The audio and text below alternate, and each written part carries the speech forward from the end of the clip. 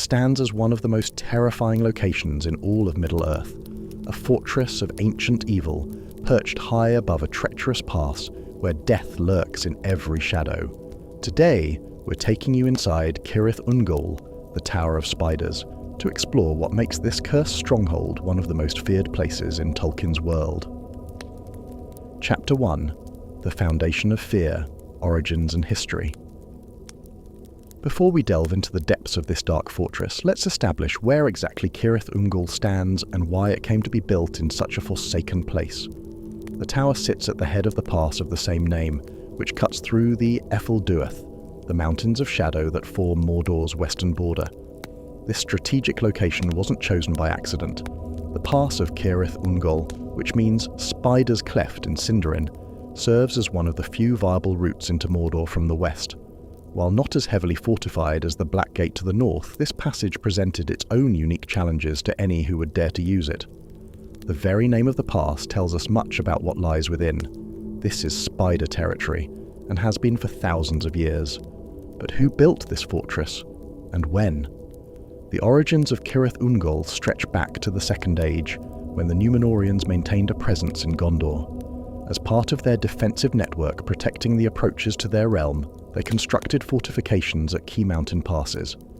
Cirith Ungol was one such fortress, originally built by the men of Gondor to watch the borders and prevent any evil from entering their lands from the east.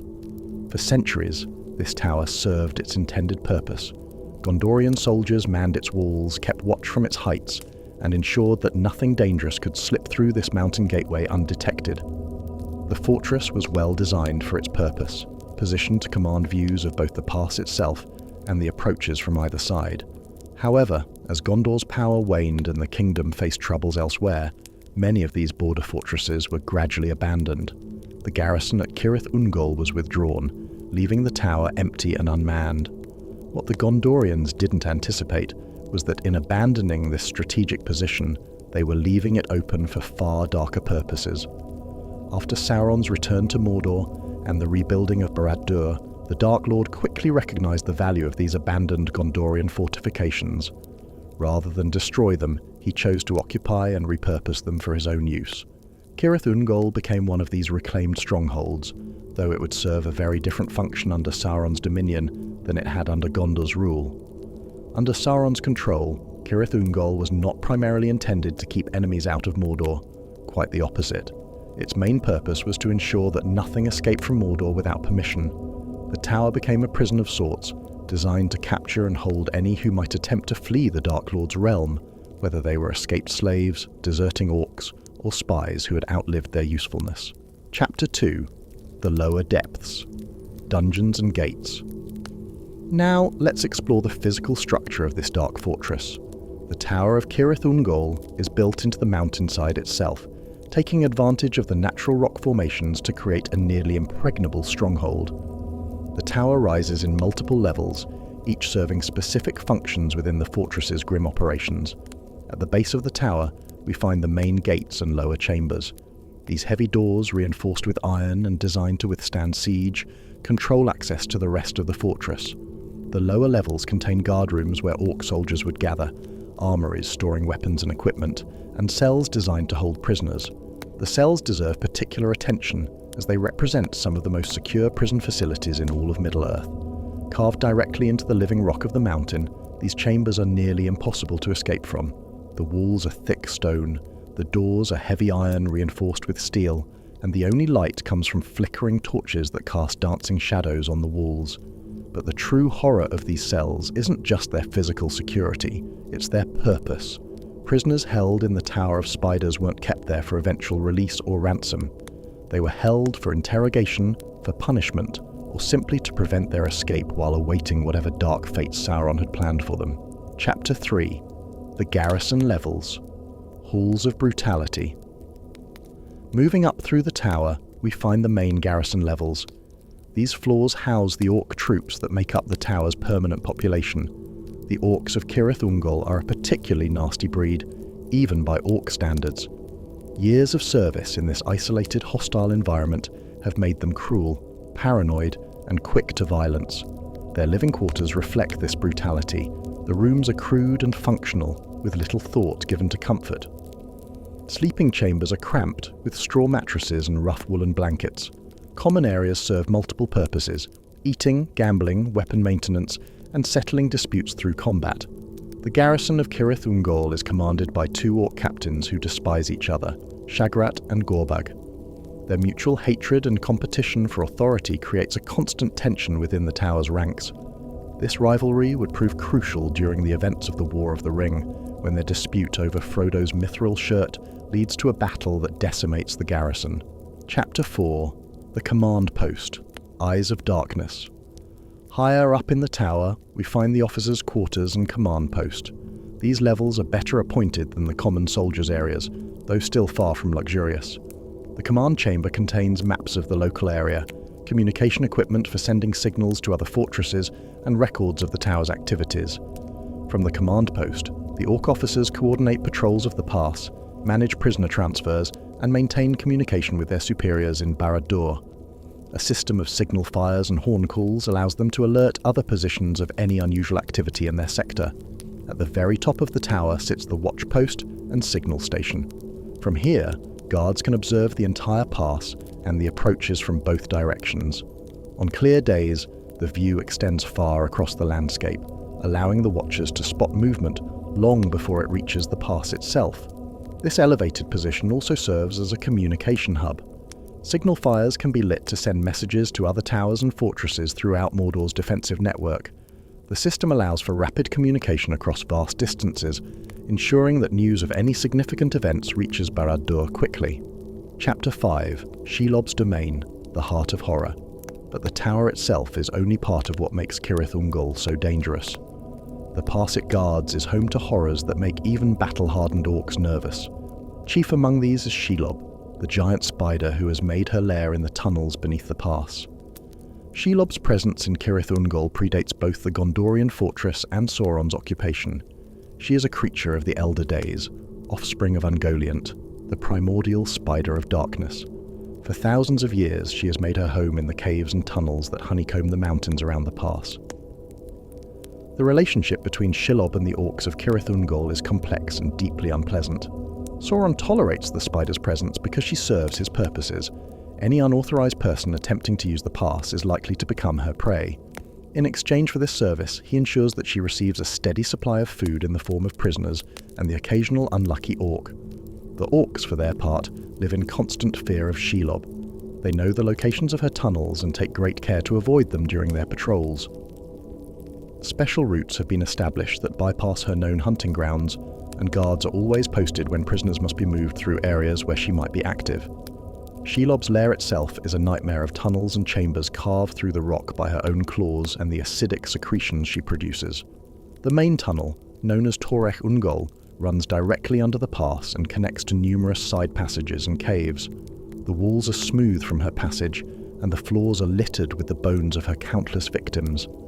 Within her lair, Shelob has created a complex web of silk strands that serve multiple purposes. Some are designed to detect vibrations from potential prey moving through her territory. Others are positioned to entangle and trap victims who stumble into them. The larger strands are strong enough to stop a grown man in full armor, while the finer threads can slice through flesh like razor wire. The very air in Shelob's domain is thick with her presence. A musty, sickly sweet smell permeates the tunnels, growing stronger as one approaches her main chamber. This odor comes from the decomposing remains of her victims and the various secretions she produces to maintain her web and mark her territory. Her main chamber is a vast cavern deep within the mountain, its ceiling lost in shadows high above. Here, wrapped in silk cocoons, hang the preserved bodies of her victims, some fresh, others ancient beyond counting. She keeps them as a larder, feeding on them as hunger moves her. The sight of this grisly collection would drive most mortals to madness. But Shelob is not the only danger lurking in the depths of Cirith Ungol. The tunnels are home to other creatures as well, smaller spiders that serve as her offspring and servants, strange crawling things that feed on the scraps she leaves behind, and worse things that shun the light and emerge only in the deepest darkness. The orcs have learned to recognize the signs of these creatures' presence.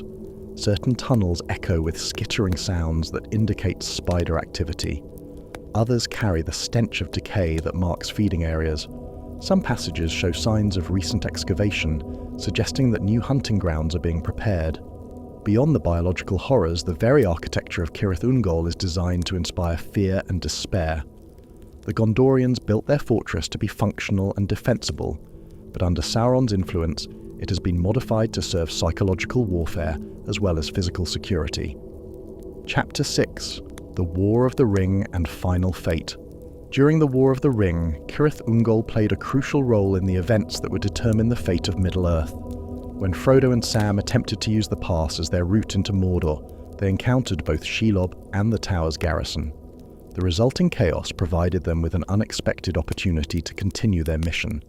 Sam's desperate battle with Shelob in her tunnel demonstrated the creature's terrible power, but also revealed her vulnerability to weapons blessed with elven magic.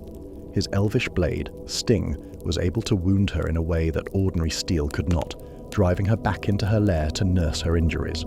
Meanwhile, the discovery of Frodo's mithril shirt led to the violent confrontation between Shagrat and Gorbag's companies. Their battle over this valuable prize resulted in the near-complete destruction of the Tower's garrison, leaving it virtually undefended just when the forces of the West were mounting their final assault on the Black Gate. The aftermath of these events left Cirith Ungol temporarily abandoned. Shelob, wounded and wary, retreated deep into her tunnels to recover. The surviving orcs fled to join other forces in Mordor's defense.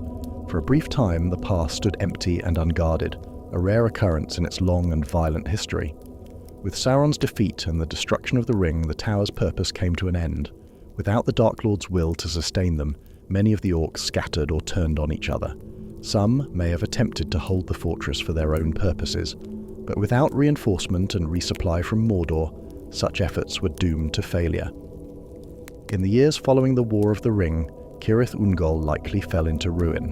The harsh mountain environment, combined with the departure of its garrison, would have quickly taken its toll on the fortress. Weather, time, and possibly the revenge of freed slaves would have reduced much of the structure to rubble. Shelob's fate remains uncertain. Creatures of her age and power are not easily killed, and her retreat into the deep tunnels suggests she survived Sam's attack. She may still lurk in the depths of the mountains, waiting for unwary travelers to venture into her domain. Or perhaps, with the ending of the Dominion of Darkness, she too faded from the world. The Tower of Cirith Ungol stands as a testament to how even the noblest intentions can be corrupted by evil. What began as a fortress built to protect the innocent became a prison designed to torment them. The very stones that once housed Gondorian soldiers defending their homeland later echoed with the screams of Sauron's victims. In exploring what lies inside Cirith Ungol, we uncover not just the physical structure of a fortress, but the spiritual architecture of evil itself. Every chamber tells a story of corruption, every passage speaks of cruelty, and every shadow holds the memory of suffering. It reminds us that in Middle-earth, as in our own world, the price of freedom is eternal vigilance against the darkness that would consume all light. The pass of Cirith Ungol, with its tower and its spider, represents one of the most concentrated examples of malevolence in Tolkien's legendarium. Yet it also demonstrates that even the most carefully laid plans of evil can be undone by courage, friendship, and the unexpected actions of those whom darkness has underestimated.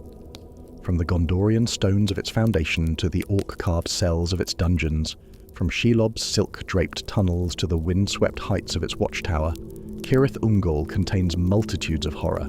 But in the end, it was also the place where a simple gardener from the Shire faced down a monster from the world's beginning and won. Thanks for joining us in this deep dive tonight.